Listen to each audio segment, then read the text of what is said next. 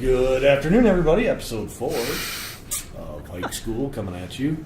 Mr. Juergens, our guest, not Mr. Dan Juergens, but son, Mr. Neil Juergens, is already laughing at me. I can't. When it's you, I just not laugh. No. Appreciate that. Okay, honestly, whenever I listen to the episodes, you just come on and I start laughing, and I can't help it. Like, being completely honest, you just come on. Yeah, like, in a good way. Not So in like a, words, you're like, stupid. It's like, this is amazing. I missed this. I'm achieving my Talk objective. more. People are laughing at me. So yeah, like the first We're time we laughing went with through you. it, Yeah. the first time we went through it, it was just so strange just seeing him, like, not addressing an entire class, but he's just kind of like looking at the microphone. Because you still do your hand motions. Even But- though No, when are you going to make this a video podcast? Yeah, Oh, ooh, I mean, it's Yeah. already on the YouTubes. that's true. the hand motions. No, that I gotta worry may or about. may not constantly talk with my hands, which none of you can see, but they're moving. It's good. Yeah, All right, anyway. Yeah. So we got Mr. Neil Juergens here What with us up? today.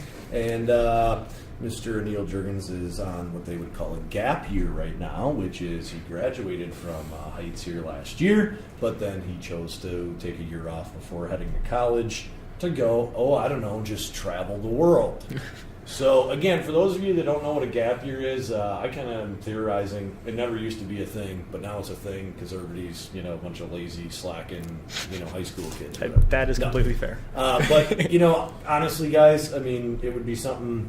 In fact, I think Neil and I spoke about this before he made the decision, and it was definitely something I would support. And the reason being is like, hey, man, you got to go out and see the world. It tells you a lot about like where you live and the good things and bad things about this country. It gives you confidence, all kinds of good things. So the gap year, I think, is a great idea.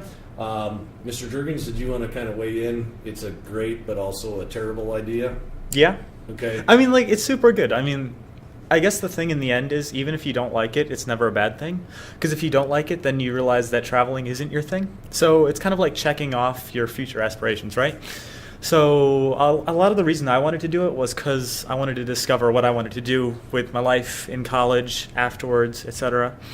And the reason that I really wanted to do the gap year was because I realized that even if I disliked it, I would know that traveling would not be my thing. So, and I do like it, I want to make that clear, but the thing was, that was like the thing that really stamped it for me and made it clear that, even if it turned out poorly, I would enjoy it, or it would be a good experience for me. So, Now- but no, I did end up liking it though. So that's the thing. Like, I talk about disliking it, but in the end, I did like it a lot. It's Yeah. been amazing, and it's especially because it's about the people, right?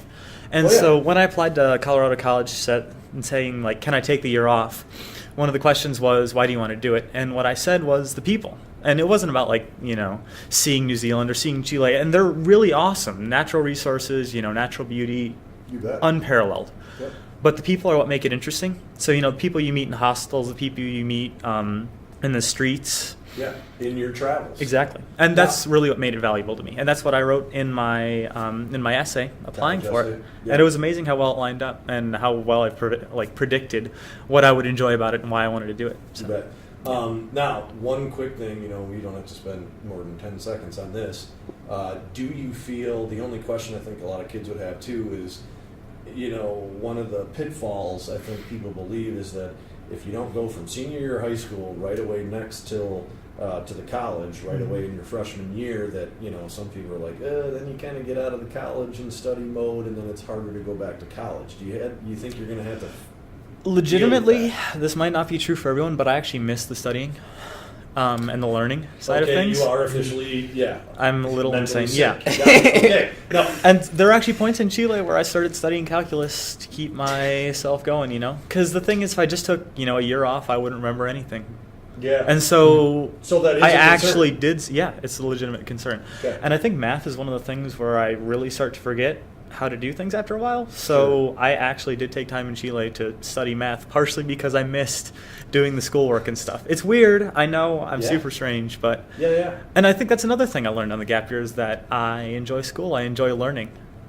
Awesome. And when I go back to college, I think I'll enjoy it more because I have the perspective that it's something I do enjoy more than just, Being doing... forced Yeah, to? exactly. Yeah. Okay. Awesome. So, Mr. Flowell, I think, of course, with us today, as always. Wanted to just ask a few questions about New Zealand in particular, Or New Zealand Just and travel. Chile. Yeah, Forgot you that bet. you went to Chile too. Like, So it's like obviously it's a very different culture there and everything. Like, would you say that people are like more like kind, like strangers to you on the streets? New Zealand? I guess it's like, it might be the Wisconsin of the English-speaking world, right? I mean, so Wisconsin is, more outgoing and friendly, I would say, in terms of just like meeting people. Definitely. Because I think a lot of times New Zealanders, when they hear your accent, they kind of clam up because a big part of their culture is that they are a really small community. So even, I met this one mountain biker guy, like in the middle of nowhere, where I was on a backpacking trip, and he knew a pro, like a legitimate, like famous pro mountain bike racer. And which is just insane to me because here in the U.S. you wouldn't meet these people unless you are a pro yourself or they happen to be your friend from like back in high school or something, right? And the fact that he knew this guy and his brother, who are both really famous, Eddie and Wynn Masters, nobody would know those people. I do. I'm weird. It was super strange to me, and I think that's a big part of their culture is that they are a very small, closed, tight community. And so one of the people I talked to that I worked with, Helen Taylor, she said that one of the biggest problems with living in New Zealand is that everybody knows who their friends are by the time they're done with school. So when you go in, and she came over when she was 30 something, so it was really hard for her to make friends who are from New Zealand. So all of her friends are actually international people, because after New Zealanders are done with high school or college, it seems like they have a really close, tight group of friends, and they don't really expand out from that. Yeah, interesting. And so I think that kind of plays a part in them clamming up when you first talk to them and they hear your American accent, because like they're very friendly, don't get me wrong, but they're also kind of Close-knit. exactly like Sure. they know you're not one of them. Yeah. So- Interesting. And this is a terrible, like, dumb-sounding question, but New Zealand's population, just population density, extremely low. Yeah, I mean North Island, it's pretty heavy. I mean Auckland Okay. is massive. Right. But as soon as you get into the countryside. Oh yeah, I mean really it's small sheep and towns. hedgerows for miles. Yeah. It's super cool. Yeah. It's the Wisconsin of the English-speaking world. Yeah. It legitimately is, with all the farmland and stuff. Like, we have our big cities like Milwaukee and Madison, Right. which is similar to what they have, Wellington and Auckland. Right. But a lot of it is just sheep. Like, Just yeah, sheep. Just Yeah. the cows Sheep, turn Yeah. into sheep. Exactly. And Mr. Fogel, I'll give you a second to think about your next question, because one of the things I was going to say is that, I got to say, in my international travels, and maybe this wasn't the case in New Zealand, but one of the main things that I realized when I came back to the States was, and it didn't matter where I went to, Norway, Sweden, Ukraine, whatever, Italy, Greece, those are probably some of the worst, as far as like, everything here is just so like big and spread out that when I finally got back to Chicago and I was like driving north through northern Illinois and into southern Wisconsin, it was like the interstates are big, the fields are big, the cars are big. And like when I was overseas in Europe a lot, what eventually really started to bug me was like I just felt like I was like elbow to elbow with people no matter where I went. Yeah. And like when I came back here, it was like this huge sort of like sigh of relief where I was like, I can spread out, and I'm in a big truck, and if I need to take a bathroom break somewhere, I could probably find a country road and wouldn't have to worry about people everywhere. You know what I mean? So that was one of the things that I definitely noticed. Yeah, Sounds like New Zealand's Zealand, though, was it's pretty similar, but the Wisconsin. problem is it's an island, right? And it's a small island at that. It's no like Australia, which is basically a continent. Right. You can drive from the north part of the South Island to the south part of the South Island in 8 hours, I think. Okay. And that's far bigger than the North Island. You bet. It's super weird, and that's one of the reasons I don't think I would ever live there, is it's just too small.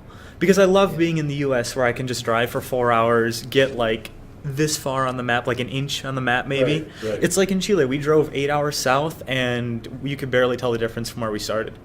That's Yeah. how big it Like is. the And land yeah, is the same. exactly. the topography, It's crazy. And yeah. New Zealand, when you drive an hour, you've gone an eighth of the way up the island, right? Right. So it's crazy how small it is. And that's one of the reasons I actually love the U.S., is that you can drive 4 hours and get nowhere.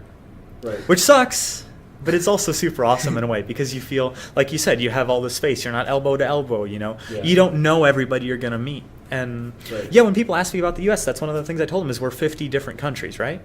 Yeah. And I think that's a strange thing to a lot of other countries, because they're the size of one of our states or even smaller, Right. right? Yeah, it's like So- Texas, yeah, yeah, right? Yeah. And I think that's one of the things I really love about the U.S. Like you said, you figure out things that you love and hate about the States. I Yeah. love the fact that we're massive and that there's so many different things. And you can just travel in the U.S. You don't have to go internationally Right. to discover new things, meet new people. Totally. Yeah. But, Flo, you got other things? Yeah, I got a few. So so while you were gone and stuff, and you realized that you were missing school and missing studying, did it kind of make you realize what you wanted to do for your major and stuff like Ooh, no, I don't have a clue. I think I have less of a clue now, honestly, Oh, great. because Worked well then. yeah, I mean, because that's the thing, right? Like, I went over there to work with people in the field I want to go into, right? Biology, conservation, that kind of thing. And I realized that that's probably not what I want to do with my life. Yeah. So now I know even less. Yeah. Which is good because, like I said, I'm checking off things I know I don't want to do. Yeah. But it's also bad because now, like, when people ask me, like, what are you going to do in college? I tell them biology still, because if I had to tell somebody, that's what I would still pick. Yeah. But I also Deep don't. down, are you really sure? No. Not really. Yeah. Exactly. Far away. that? Yeah, so, you said you worked, doing a biology thing. What exactly, was that? So we were working on Hihi on Tiri Tiri. So it's a small island off in, the Bay of, what is it? I can't remember the name of the Were bay. you in Chile or New Zealand? New Zealand. This is the first one. Gotcha.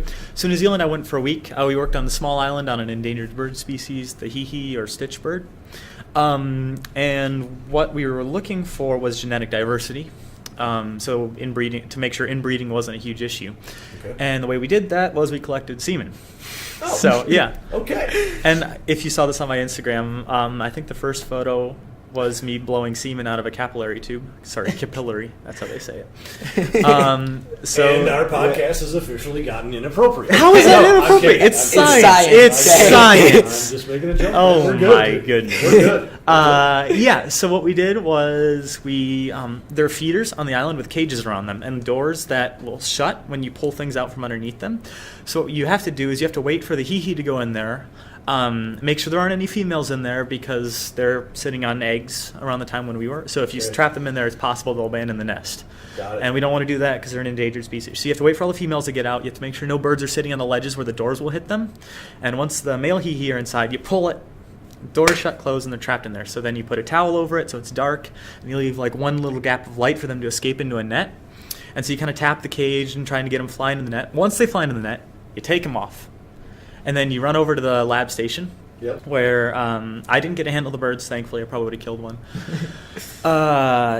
Where Helen holds birds, and you Collect. you collect, you take certain measurements, stuff like, wing size, bill size, just to see if they're healthy, what kind of bird they are. Sure. And then she flips them over, she rubs the cloaca and kind of squeezes it. I can't remember the technical term for it was.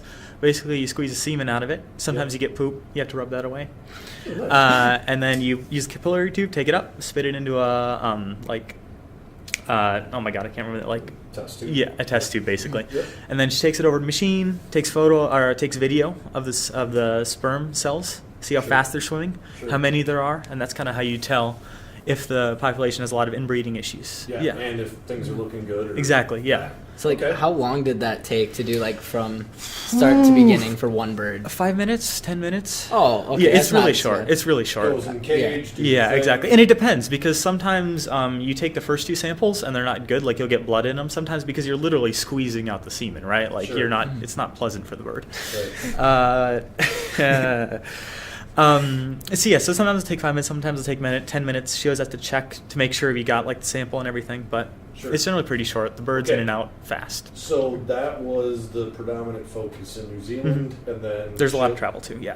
Okay. But that was the one research thing. Yeah, and in Chile, I also worked with bird people. Coincidence, wasn't on purpose or anything. Okay. Just how it worked out. And we did oyster catcher research. So we found oyster catcher nests on the beach around Arauco, which is 8 hours south of Santiago. Okay. You pick up the eggs, put a thermometer under there, and then you put the eggs back down. And you use the thermometer to see when the birds are sitting down and when there's away from the nest to see how the incubation is going. Yeah, because the And- warmth will change. Yeah, exactly. Yep. And I think a lot of it was to check how disturbances impact success of the eggs. So when a dog goes by, because this is a really popular breach, when a dog goes by or a runner goes by, the bird will leave the nest. You can see the temperature go down. Ah. And I think what they're checking for is, because this is just a tester to make sure it works, They're checking to see how the eggs hatch based on the number of disturbances at the nest. Yeah, super cool. Yeah. Yeah. We also did seagull stuff, so we took a drone, flew it over the island, and then like mapped out where all the birds were nesting and stuff. Yeah. Gotcha.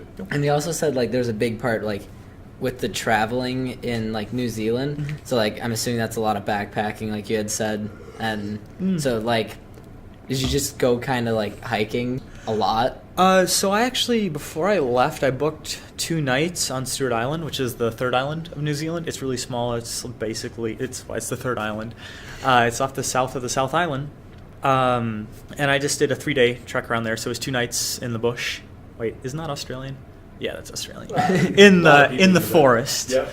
And that was the only real backpacking I did. Otherwise, I just took buses around the country. It was pretty easy to travel, actually.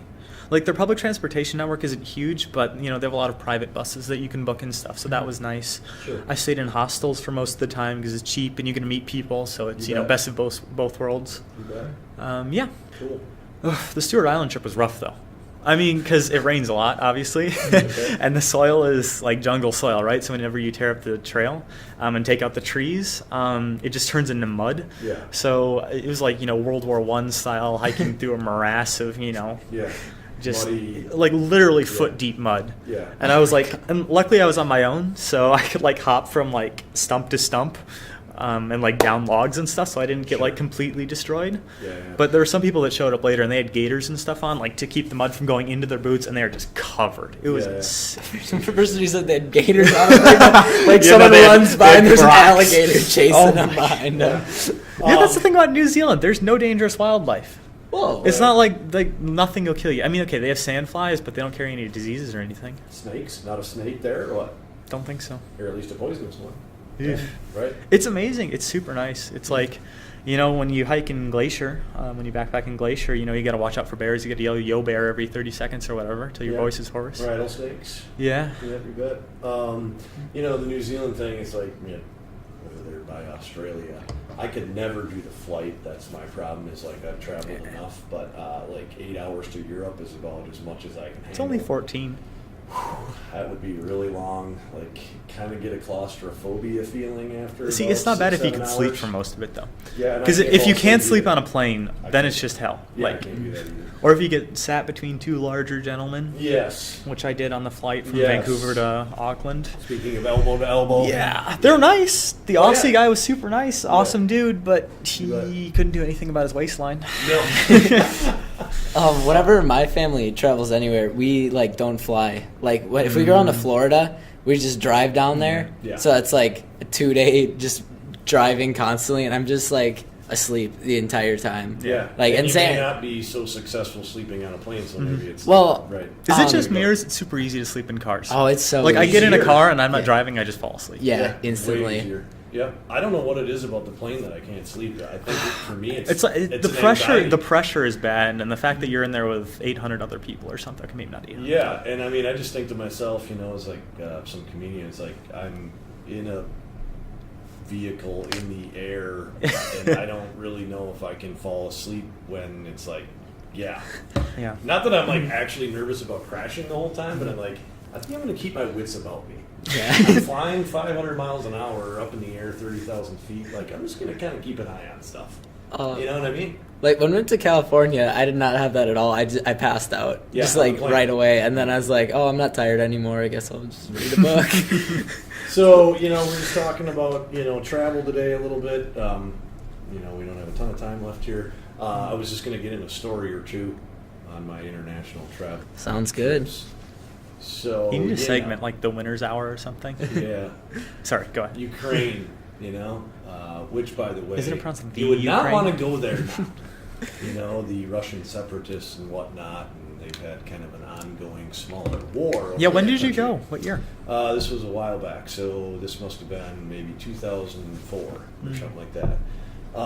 And, you know, look, everything in Ukraine and in Russia is all run by the mafia, you know. Very, very mafia-driven, the economy, the markets, all this kind of thing. So it came up that I needed to exchange some money. We were going to go down to Crimea, which was like the Florida vacation spot for Ukrainians. So we're going down to Crimea, which, by the way, that's been annexed by the Russians now. Oh. So they control that, but we had to go down there and had exchange some money. So the people I was with, I said, hey, I got $500 US that I need to exchange, and I said, can we go to a bank? And they said, well, no. Why would we go to a bank? The bank's exchange rate was often worse than the mafia rate. So you could get a better rate of exchange with your currency if you went to the mafia people. So, again, the family I was with, the dad happened to be I think essentially in the mafia for many years. He was a professional boxer. He was huge. He was scary. He drove a Mercedes and a Volkswagen when most Ukrainians don't own a single car. So he had a lot of money, comparatively speaking. And he said, yeah, hop in the car. We'll go meet some dudes. So I'm by myself. I got nobody else with me, no parents. I'm about 20 years old or something. That's like how that. people go missing, Mr. Yeah, Winters. And so we drive to, we were in this smaller town, but we drive to kind of the center of the city or something, and we park the car, and as I'm sitting shotgun in the car, a guy kind of walks up on the street, and the Ukrainian dad I was with said, all right, get out or whatever, and he goes and talks to the dude, they shake hands, and then he says, just go with this guy. So he's like, go to his car, in Ukrainian or something, trying to speak English and help me. So now I'm completely alone. I'm not with the family that, originally I was making my way around with. And I'm sitting shotgun in some random Ukrainian guy's car, getting my money exchanged. Yeah, who's a member of the mafia. Yes. Oh, yeah, totally. There's no question there. Hold on to your kidneys. Yeah. So anyways, I think the weirdest part, honestly, was I gave him my $500 in cash. He pulls out a calculator, literally this calculator, and types in the exchange rate, whatever the mafia rate was that day. And then he had 2 bags of cash. He had grivnas, which was the Ukrainian currency, behind his seat, and behind my seat was a big bag of US dollars cash. So I gave him my 500. He gave me the grivnas, the Ukrainian, but then of course there was the exchange didn't work out perfectly, so there was a little bit that he had to give back to me in US dollars. And again, like I say, the weirdest thing was it was the crispest $10 bill I had ever held in my hands, and I'm thousands of miles away in a foreign country, which immediately kind of got me concerned. And even sitting there, I was like, dude, is this counterfeit or something? But I bet you he probably had 20 grand worth of cash sitting in this bag. And Maybe they hired somebody to iron it or something. yeah, well, and then I thought, on the Professional. airport on the way back, I'm like, yeah, I'm gonna want to buy a water in the airport somewhere, and I'm gonna give them a 10, and they're gonna be like, this is counterfeit or something. The airport took it, and so that was one of my Ukrainian mafia experiences, and I'm here today to tell the story. Yeah. Which is amazing. So, people, travel, highly suggested. I think Mr. Neil Jurgens would suggest it. Yeah, it's Mr. cool. Flogel as well. You're going to learn a lot about yourself. You're going to learn a lot about your own country, as we said previously. And Anil is now off to Thailand, Southeast Thailand. Asia. Oh, dang. So and then now to Thailand. Burma, and then Nepal. Yeah, so going to hit Southeast Asia for a couple more weeks and months, and then hitting the school up after that year. So we'll have to have him back in to update us on his experience, and that was our guest speaker for today. Mr. Flogel, anything else for the week? I don't know, just thanks for coming on. Yeah, Yeah. that was fun. I like Yeah. that. Yeah, you bet. And Neil brought chocolate chip cookies, so we're now going to sign off and eat a cookie. Yeah, sounds It's been good. real. Episode 4 in the books. We'll talk to you all soon. Later. Yeah. Hitting the school up after that year. So we'll have to have him back in to, update us on his experience, and that was our guest speaker for today. Mr. Flogel, anything else for the week? I don't know, just thanks for coming on. Yeah, Yeah. that was fun. I like Yeah. Yeah, that. you bet. And Neil brought chocolate chip cookies, so we're now going to sign off and eat a cookie. Yeah, sounds It's been good. real. Episode 4 in the books. We'll talk to you all soon. Later. Yeah.